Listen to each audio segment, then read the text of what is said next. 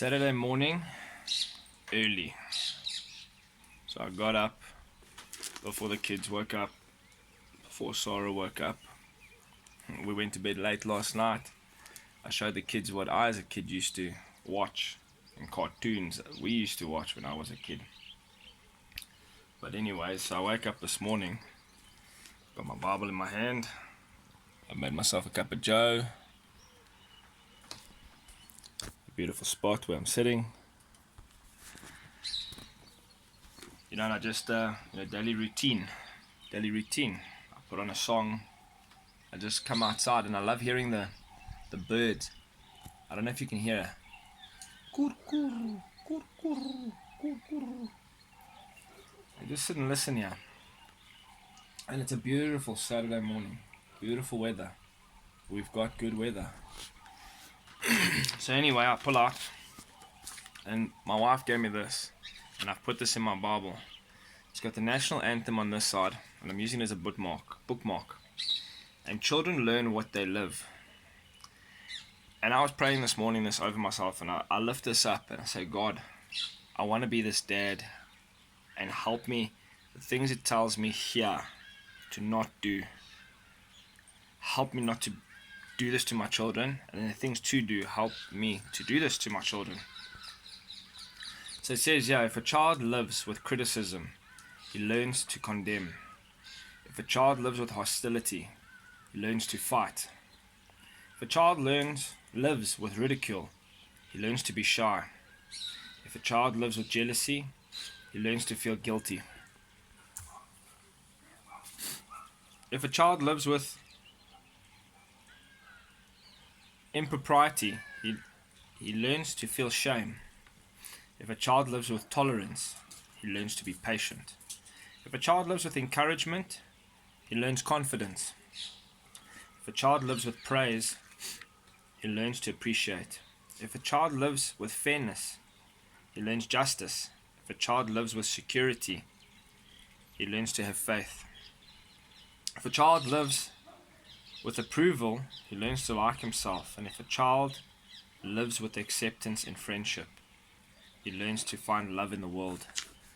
I tell you what, this hit me so hard because as a dad of two boys, to be honest, it was easy when they were younger. As they're getting older, they're 9, or 8 and 9, and 11 turning 12.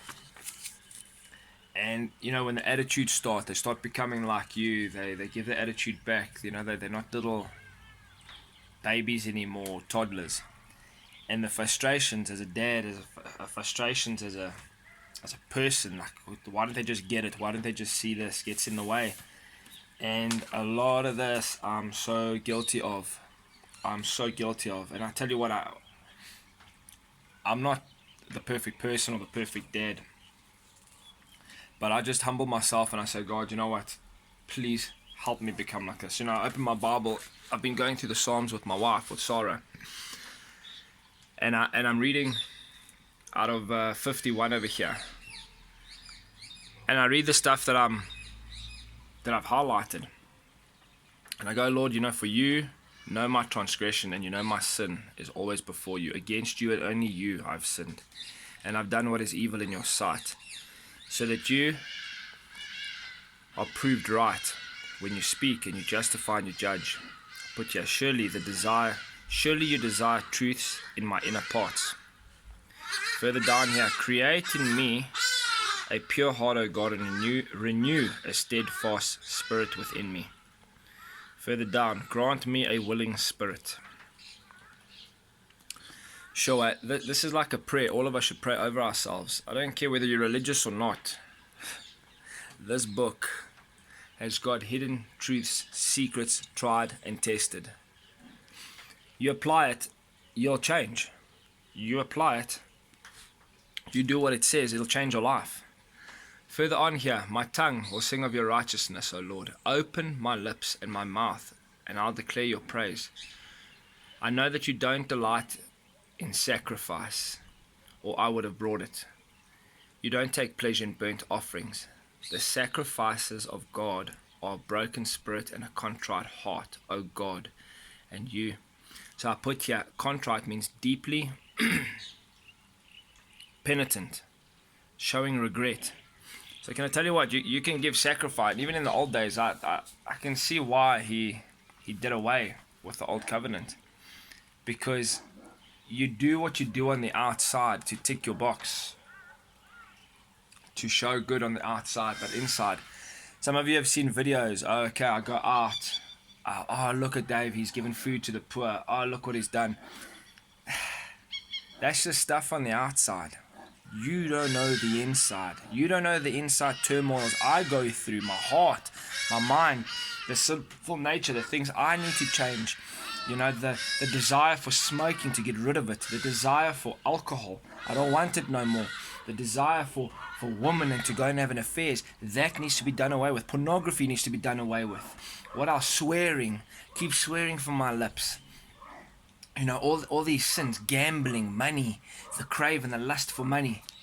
You think it doesn't come to everyone? It comes to everyone. It comes to everyone, man. Yes, I know everyone deals with it at their different levels. I mean, I can only imagine the people waking up this morning, heroin addicts. You know, I met heroin addicts, you know, sleep for 4 days, wake up for 3. And when they wake up, they only wake up because, oh, I'm still alive and I've got a craving. I need to go and have my fix again. And I'm saying, Lord, change me on the inside. And you know what he says? I want that personal one-on-one time with you. And I encourage you guys on the outside. I encourage you. What do you do while everyone else is sleeping? What do you do at night when everyone else is sleeping? What do you do in the morning first thing when everyone else is sleeping? I got a thing I apply. What did Jesus do? And if I really look at his life, while everyone else was sleeping, he was taking communion. He was spending communion with God. He was plugging into his Father. He was plugging into his Father. He was praying. He was spending that time. And what you do in secret, in the secret place, is what gives you strength to go out the next day. A lot of you, even, you know, these motivational videos that I've seen, you know, with guys running after money. You'll check him on the computer and late at night, and his wife and his kids are asleep. You'll see him researching things. You'll see him doing all of these things. Then the big successful businessman. The world applies the same rule. The world applies the same rule. Same as you'll see a doctor, and oh wow, he's getting praise for his research and what he does. Yeah, but you didn't see the late nights he sat studying. How he didn't go to those college parties. He didn't go to those outside things, that he spent time alone, focusing, doing these things. It's the same with a preacher and a minister. It's the same with an evangelist. It's the same with in the fivefold ministry, you know. So, yeah, you know, you apply, you know, by default, you're applying these laws to your natural state, money, work, and all of that. I don't know about you, but right now with this lockdown, it's all been turned upside down. All those natural things being turned upside down. Like, how far is your money going to get you? How far is your work going to get you? I just go back to basics. And you know what basics are? I wake up early. I get in tune with my Father. I wake up, or I go to bed late, and instead of watching or doing certain things, I just walk, even at times walk around the house, and I just commune. I spend time with my Father. And I tell you what, that gives me the strength to go out and do the things the next day. Whether it be in this world, with work, and with just car I need to fix now. My car's, something's buggered out with the fuel pump. But it's okay. What I do here gives me the strength to go out and do there. So I encourage you all, just plug in, man. Plug in. And when you read it, if you don't know what to read or how to read, start in the New Testament. My mother always said to me, read about the life of Jesus. So I did that. Then I wanted to know about this David. David in the Bible. So I went to Old Testament. I started to study the life of David. And that's what got me hooked. There's a couple of movies that I want to watch when I get to heaven, where I want to sit with God. I want to see certain movies. Creation's definitely one of them. And a couple of these stories in the Bible I want to see. I want to watch those movies with him. I'm excited for that. Anyway, have an awesome day. Guys, I know people some are happy, some are sad with what the president has announced and done. But I can tell you something, as for me and my house, we'll serve the Lord. And no matter what's going to happen with South Africa, with the president, with money, with this, with that, with lockdown, as for me and my house, we shall serve the Lord. I'm in this world. I don't have to be of it. I have to apply its principles. Give unto Caesar what is Caesar's. Do what you need to do there. But I'm going to plug back into my Father and saying, Lord, how do I position me and my house? Because the bigger picture is I want to be more plugged into you than what I am plugged into this world and this world system. So yeah, fear, worry, doubt, all of that's going to come to a lot of you. Come back to God, because you know what? I'm 38.